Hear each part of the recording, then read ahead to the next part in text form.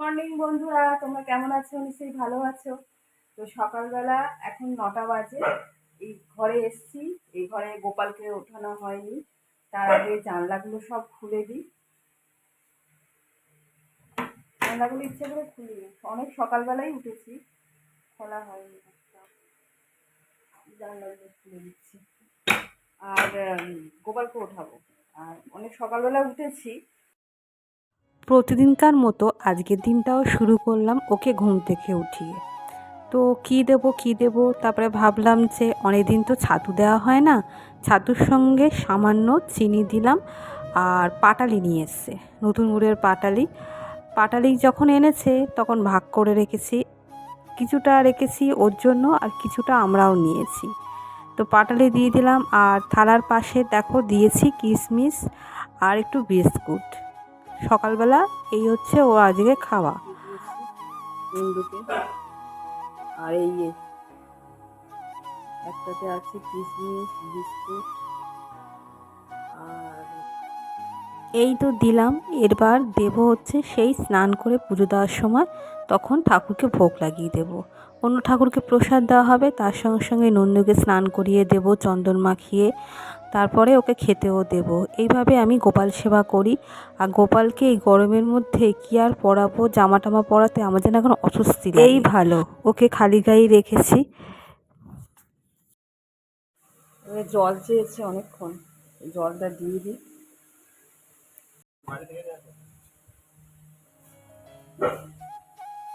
সকালবেলা যোগা করেছি, তো এটা পেতে রেখেছি এর উপরে। জানো তো, যখন চা খাই তখন বসে বসে এর উপরে চা খেতে এত ভালো লাগে।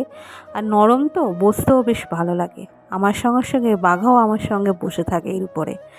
তারপরে ঝাড় দেবো বারান্দাটা, ওই জন্যই ম্যাটটা তুলে নিলাম। ম্যাটটা মুড়ে ভাঁজ করে ছোটো ঘরে রেখে দেবো, আবার যখন আগামী দিন যোগা করব তখন এটা বের করে নেব।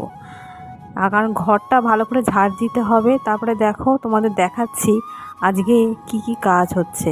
আজকে সকালবেলা যখন ঘুম থেকে উঠি তখন তার কিছুক্ষণ পর ওরা এসছে বলতে একজন জোগাড়ে এসছে, আর তার কারুকে দেখতে পাইনি। তা আমি ভেবেছি হয়তো জোগাড়েটা হচ্ছে চলে যাবে, মিস্ত্রি যেহেতু আসেনি। তারপরে দেখলাম আজকে চঞ্চলদা মিস্ত্রির রূপটা নিয়েছে। আর এই দেখো উনি প্লাস্টার করছেন, উনি হচ্ছে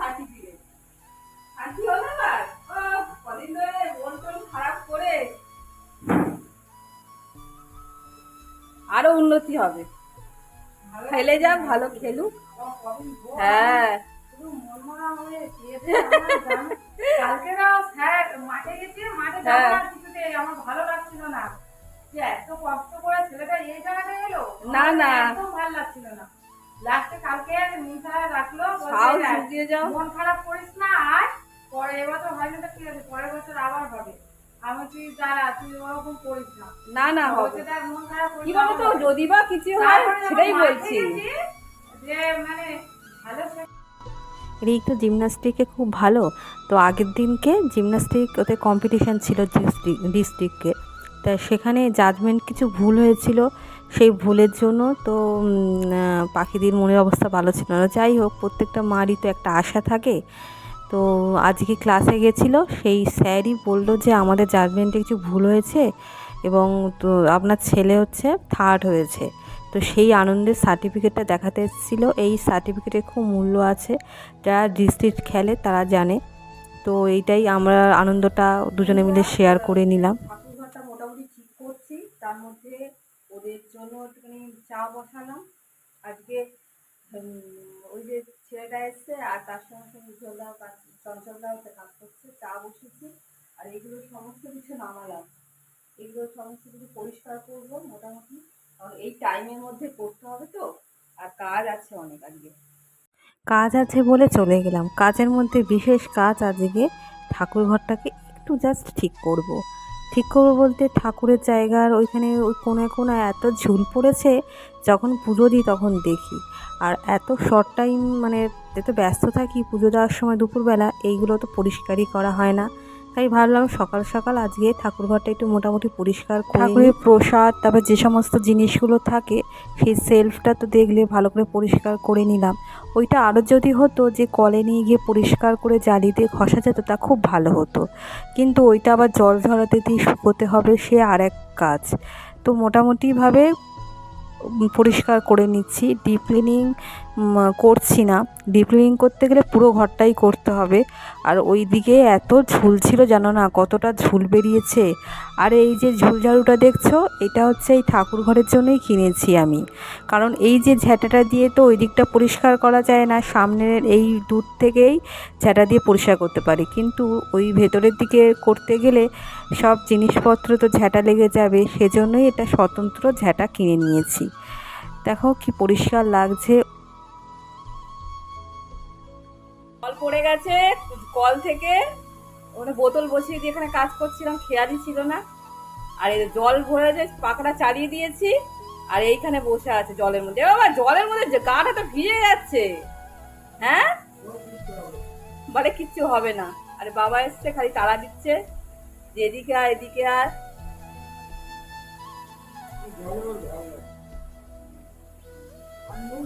অবস্থা আমার একটা হয়ে গেছে। হ্যাঁ যাচ্ছি। কাজ করতে করতে পুরো ঘেমে নিয়ে একাকার হয়ে গিয়েছি। আর এখানে চালের ড্রাম থাকে, চালের ড্রামটা সরিয়ে দিলাম, মোটামুটি পরিষ্কার করার মতো। এইগুলো আর কোথায় সরাবো, এখন কিছু মাথা কাজ করছে না। পরে আস্তে আস্তে জিনিসগুলো একটু একটু করে সরাতে হবে। তো এইগুলোই কোনায় কোনায় একটুখানি নোংরা হয়েছিল, সেইগুলোই পরিষ্কার করে নিচ্ছি।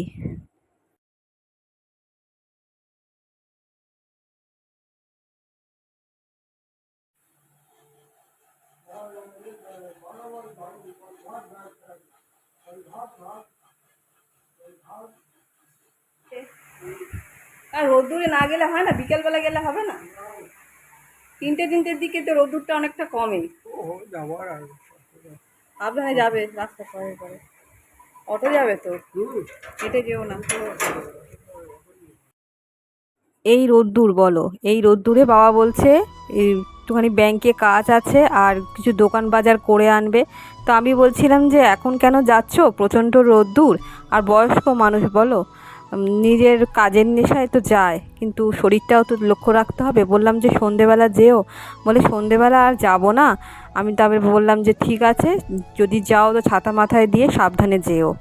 আর এখানে তো যা দুরবস্থা, রান্নাঘরটা ভালো করে এখনও ঝাঁটও দেওয়া হয়নি, তার আগেই জল পড়ে একদম, এই জলটা যদি না শুকোয় তো ভালো করে ঝাঁটই দেওয়া যাবে না। ভাবছি জামা কাপড়গুলো সব ভাঁজ করবো, পারা যাচ্ছে না, রাখতেও হবে। কি অবস্থা থেকে ঘরটা না ঠিক করলে না হবে না। এটা মোটামুটি করেছি, তো তা হলেও যেন মনে হচ্ছে আরো পরিষ্কার হলে ভালো হতো, আরো পরিষ্কার হলে ভালো হতো। ওই জায়গাটা ওই কোনার দিকটা পুরো একদম নোংরা হয়েছিল, সে সব বার করেছি, ঝুল ফুল হয়ে ভর্তি হয়েছিল। এই ঠাকুরঘরটা না ছড়িয়ে ছিটিয়ে আছে, আমার একদম হয় না। একটু অন্যভাবে করলে অনেক জিনিসপত্র রাখা যেতে পারে। দেখি দেখা যাক, মোটামুটি করলাম ফুল ফুল ঝেড়ে।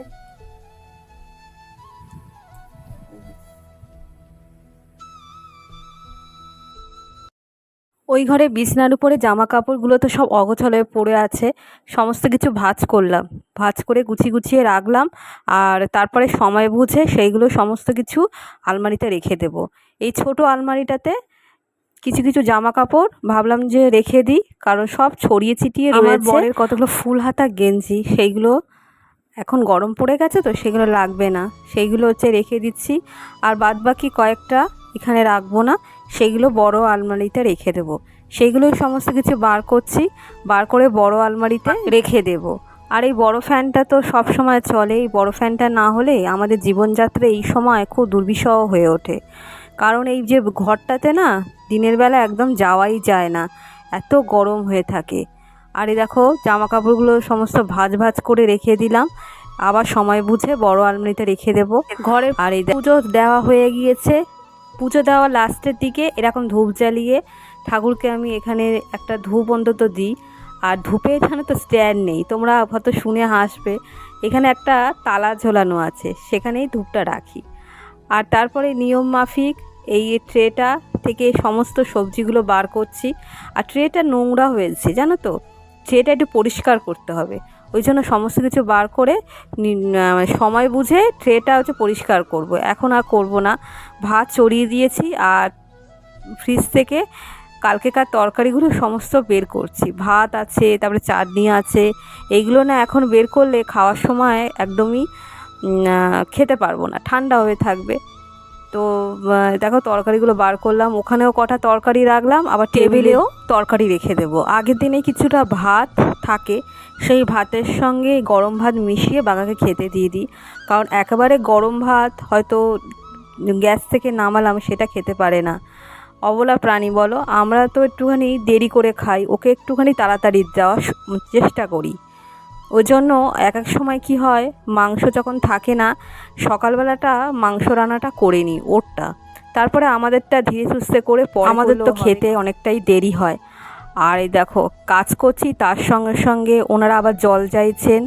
ওনাদের তো জল দিতে হবে বলো, এই গরমের সময়। ওনারা যদিও জল নিয়ে আসেন, আজকে মনে হয় জল ছিল না, ওই জন্য বললো ঠান্ডা একটুখানি জল দিতে। আর এখানে বন্ধুরা কাঁচকলা আলু হলুদ দিয়ে ভেজে আর প্রেশার করে দিয়েছি, গরমে সব পুড়িয়ে যাচ্ছে। আর এখানে কাচ্ছি হচ্ছে এই শাক আর উচ্ছে কাচ্ছি, একটু তেঁতু কমে ভাবছি। শাকটা কেটে নিই,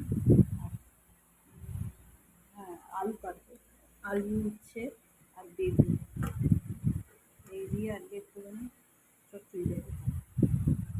রাঙালু আলু শাক কেটেছি, এখানে হচ্ছে উচ্ছে বেগুন টমেটো কাঁচা লঙ্কা আর পেঁয়াজ রসুন কেটেছি। শাকে একটু দেবো আর মাছের ঝালে পেঁয়াজ দেবো, এই করেছি। এতক্ষণ কাটছি এই যে মাছটা যে করছি, আবার মাংসও কালকে বাবলার জন্য মাংস খাইনি। রাত্রেবেলায় যাই খাই না কেন একটু হাঁ করে দেখে। আর রাত্রেবেলা যদি আগের দিন চিকেন রান্না করেছিলাম, তো আমাদের চিকেনটা জানো তো আমরা নর্মালি পেঁয়াজ আদা রসুন দিয়েও রিচ হয়, আর কালকেরটা খুব সুন্দর হয়েছিল, আলু ছাড়া চিকেন কষা সাদা চিকেন। তো তরকারি ছিল, তো আমার বর বললো একটা কাজ করো, রাত্রেবেলা মাংসটা আর আমরা খাবো না, কারণ আমরা যদি খাই বাঘা হাঁ করে চেয়ে থাকবে, ওকে দিতে হবে। আর ও তো এমনি সহ্য করতে পারে না, একটুখানি দিলেও শরীরটা ওর খারাপ হয়, সেজন্য কালকে রাত্রেবেলা আমরা মাংস খাইনি। সেই তরকারি কিছুটা আজকে আছে, বাঘার মাংস আছে, সেটা প্রেশার করে দিচ্ছি, ওটা করতে হবে। চল শোনা যাচ্ছে না কথা আওয়াজে। ওই যে দেখা যাচ্ছে চঞ্চলদা দেওয়ালে প্লাস্টার করছে, উনিও কিন্তু খুব ভালো এই সমস্ত কাজ করতে পারেন। দিয়েছি, ফুটিয়ে জল দিয়ে রেখে দিয়েছি, একটু অর্ধেক সেদ্ধ হয়েছে। আবার একটু পরে ভাতটা করব, মানে জ্বালাবো, তাহলে অনেক তাড়াতাড়ি চালটা গ্যাসটা অনেকটা কম করে। আর এই যে মাছ ভাজা বসিয়েছি তিনখানা, ঝোল করবো। আর একটা হচ্ছে মাছের মাথা আছে, ভাবছি সব কিছু দেবো কিনা চিন্তা করছি। স্নান করে এসে রান্না করতে বেশ ভালো লাগে, মাইন্ডটা না ফ্রেশ থাকে। তো যতই দেরি হোক না কেন আমি অবশ্যই স্নান করে রান্নাটা বসাই, কারণ এখন তো তাড়াহুড়োর কিছু নেই। আর এই দেখো বন্ধুরা, এটা হলুদ নাইটিটা দেখলে না, এই হলুদ নাইটিটা এটা হচ্ছে পয়লা বৈশাখের নাইটি, এটা মা দিয়েছে। আর এখন আমি স্লিভ হাতাই পরি, আগে পরতাম না, এখন এই গরমের সময় স্লিভ হাতা পরতেই বেশি ভালো লাগে। আর এখানে সব ছড়ানো ছিটানো আছে, বলছিলাম না ট্রেটা পরিষ্কার করব, তারই যোগাযন্ত্র করে নিচ্ছি। আর এই দেখো উচ্ছেটা ভাজছি, সকাল থেকে ভাবি যে কি রান্না করব, এই গরমে না যা হোক করে রান্নাটা সারবো, কিন্তু সবজি দেখলে আর থাকতে পারি না। এই দেখো 3টে চিংড়ি মাছ মানে কেটে নিয়েছি, এখনও অনেক চিংড়ি মাছ আছে, সেগুলো সমস্ত ফ্রিজে রেখে দিয়েছি। চিংড়ি মাছ, শাক আর উচ্ছে রাঙা আলু দিয়ে একটা তেঁতো করব। রান্নার আইডিয়া এই সবজিগুলো দেখলে আপনা আপনি চলে আসে। অনেক দেরি করে রান্নাটা করি তো, সময় আরও তাড়াতাড়ি করার জন্য সব কিছু প্রেশার কুকারে আমি সিটি মেরে নিই। তো এইটা ভাজছি, সমস্ত কিছু ভালো করে ভেজে নিচ্ছি অল্প করে। আর পেঁয়াজ কুচি দিচ্ছি, পেঁয়াজ কুচি সাধারণত তেঁতোতে আমি দিই না, যেহেতু শাক আছে। পাঁচফোড়ন আর শুকনো লঙ্কা একটুখানি থেতো করে রসুনও দিয়েছি আর পেঁয়াজ কুচি দিয়ে দিলাম। এটা ভালো করে ভাজবো। এটা শাক দিলাম, রাঙালু দিলাম, একটু আলুও দিয়েছি, দিয়ে ভালো করে নাড়িয়ে একটু ভাজা মাজা মতো করে প্রেশার কুকারে দিয়ে দেবো। প্রেশার কুকারে দিলে তাড়াতাড়িও হয়ে যায় আর গ্যাসটাও কম পড়ে। তারপরে যখন সাতল দেবো তখন চিংড়ি মাছটা দিয়ে দেবো। চিংড়ি মাছটা খুব একটা ভাজবো না। এই দেখো এখানে নুন দিচ্ছি, নুন দিলাম, তারপরে একটুখানি সামান্য হলুদও দেবো, দিয়ে ভালো করে নাড়িয়ে প্রেশার কুকারে দিয়ে দেবো। খুব একটা শুকনো শুকনো হবে না, অনেকটা একটুখানি ঝোল ঝোল টাইপের হবে, খেতেও বেশ ভালো লাগে। আর ভাতটা হয়ে গেছে, ভাতটা গ্যাস বন্ধ করে দিয়েছি। এবার এখানে ভাতের ফ্যান ঝাড়বো। তো ফ্যান গালতে গিয়ে সবাই হয়তো পারবে না, কিন্তু হাঁড়িটার একটুখানি প্রবলেম আছে। প্রবলেম আছে বলতে হাঁড়ির এক সাইডটা একটু বেঁকা মতন, তো এই বেঁকা সাইডটা সবসময় উপরে রাখতে হয়। তাহলে কোনখান দিয়ে? এই তো এই গেটে। সেই সকালে গেছিল, আর যাইনি। চান করি দাও, চান করি দাও।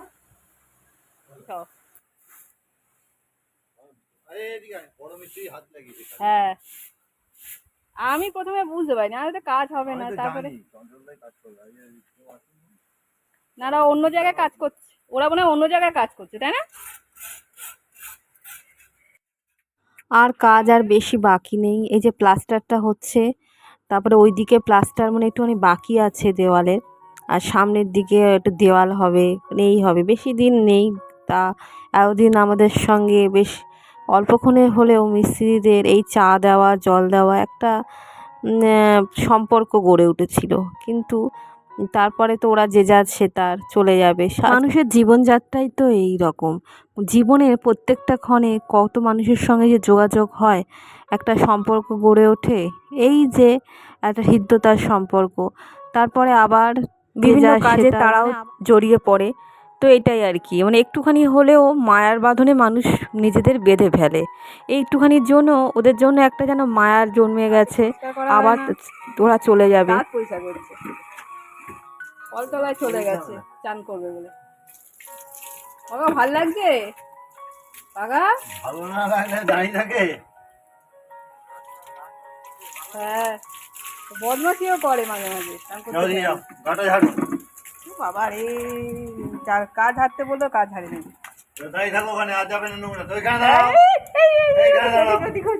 জল ভিজে যাবে, পরিষ্কার করবো, আর পাচ্ছি না। এখন ঘড়ি কাটায় দেখো 4টে বাজছে, এখনো খেতে বসিনি।